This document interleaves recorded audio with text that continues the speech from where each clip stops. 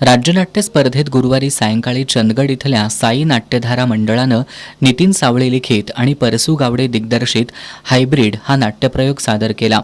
या नाट्यप्रयोगातून शेतकऱ्यांची फरफट दाखवण्याचा प्रयत्न करण्यात आला. शेत जमिनीची होत चाललेली दुर्दशा आणि त्याचे हळूहळू जाणवत असलेले दुष्परिणाम हा गंभीर विषय या नाटकाचा मुख्य गाभा होता. पंढरी नावाच्या शेतकऱ्याचं हायब्रीड शेतीकडे वळणं, खतांचा भ्रष्टाचार, राजकारण, बायकोचा बाळंतपणातील मृत्यू, खतांच्या बेसुमार वापरामुळे नापीक होत जाणारी जमीन या सगळ्यातून पंढरी आणि त्याच्या कुटुंबाची कशी फरफट होते हे या नाटकातून दाखवण्यात आलंय. निहाल रुकडीकरसह अन्य कलाकारांच्या भूमिका, प्रकाश योजना, पार्श्वसंगीत यातून नाटकाचा आशय रसिकांपर्यंत पोहोचवण्याचा प्रयत्न करण्यात आलाय.